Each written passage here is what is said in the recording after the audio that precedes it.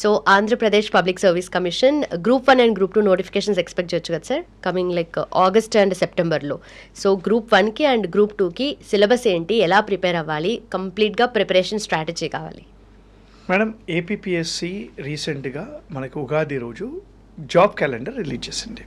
So Nara Lokesh గారు and other team members ఒక job calendar release చేశారు. ఆ జాబ్ క్యాలెండర్లో మీరు చెప్పినట్టు గ్రూప్ 1, గ్రూప్ 2 నోటిఫికేషన్ అనేవి ఆగస్టు సెప్టెంబర్లో రాబోతున్నాయి.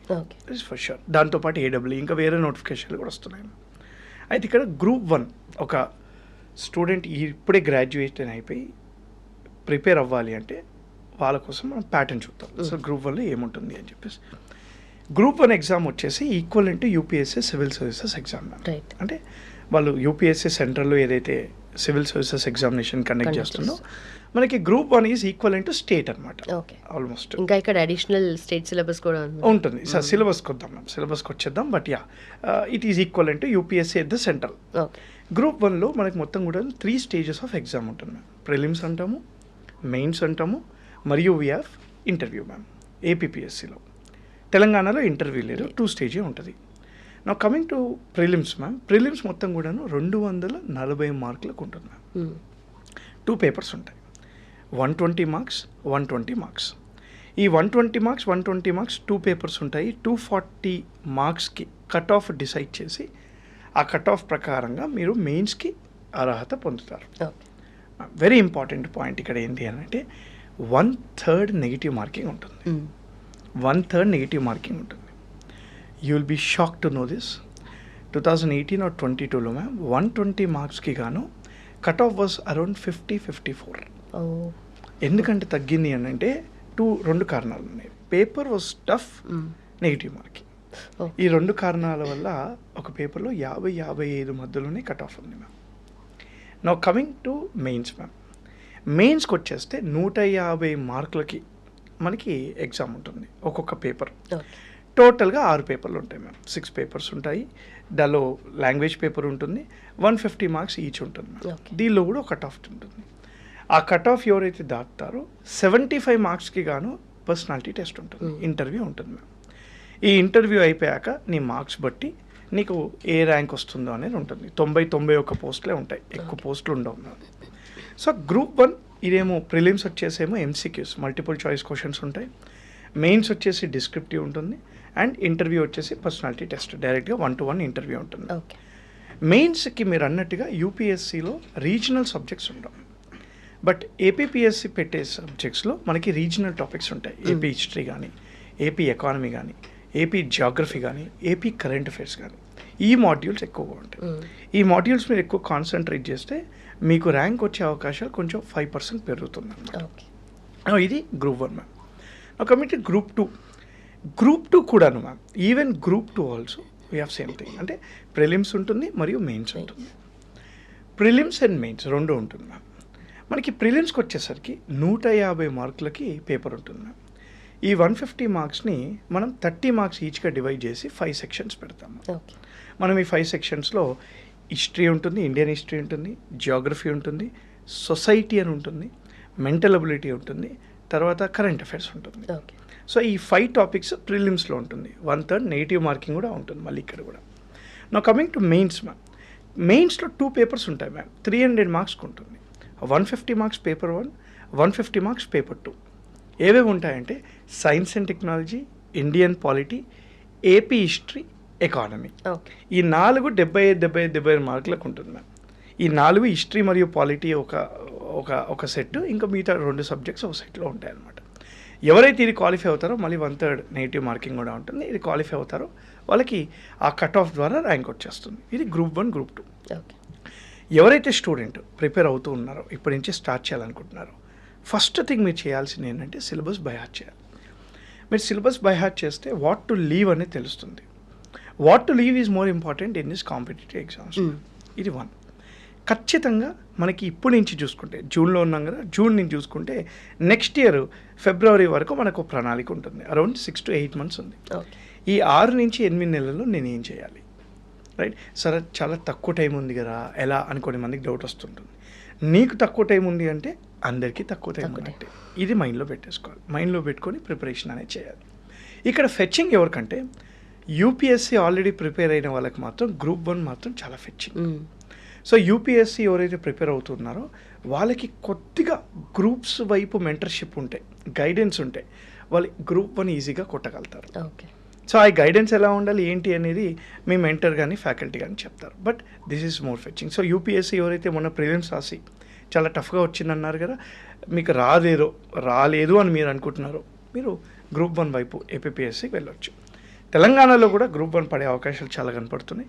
Mostly next year we're expecting a notification. Telangana group 2 మాత్రం ఈ ఇయరే నోటిఫికేషన్ ఉంటుంది అని చెప్పేసి అంటున్నారు. So I think next 2 years మాత్రం కొలువల జాతర అంటారు కదా, అలా రాబోతుంది. అంటే ఇక్కడ ఏంటంటే మేడం కాంపిటీషన్ కూడా పెరిగింది.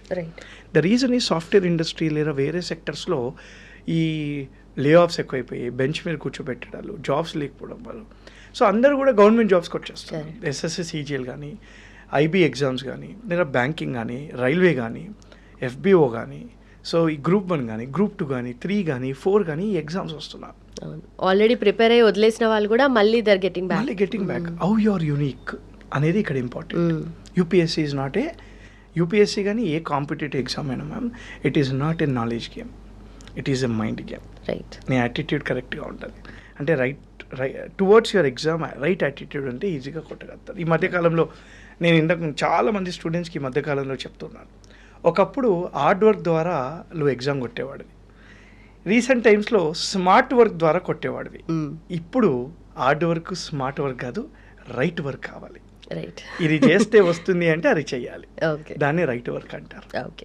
సో మీరు ఇందాక మెన్షన్ చేసినట్టుగా UPSC prelims paper was horrible. అసలు స్టూడెంట్స్ అయితే లిటరలీ ఒక్కొక్కరు అంటే అసలు అన్ఎక్స్పెక్టెడ్ క్వశ్చన్స్, అన్ఎక్స్పెక్టెడ్ థియరీస్ కానీ ఏవేవో వచ్చాయని అంటున్నారు కదా. సో మీరేమంటారు దానికి? అండ్ ఆల్సో ఇప్పుడు గ్రూప్స్లో కూడా మేము అలాంటిది ఎక్స్పెక్ట్ చేయము, ఎందుకంటే ఆల్వేస్ మనకు గ్రూప్స్ ఏవైతే గ్రూప్ 1 కానీ గ్రూప్ 2 కానీ కొంచెం రిజెంబుల్గా ఉంటుంది compare to UPSC.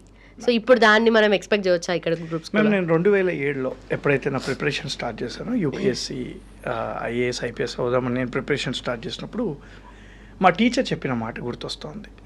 UPSC is union public service commission అని అందరూ అనుకుంటారు, కానీ it is unpredictable public service commission అని చెప్పేసి 2007లో మా టీచర్ చెప్పాడు. ఓకే. 2026లో కూడా అదే.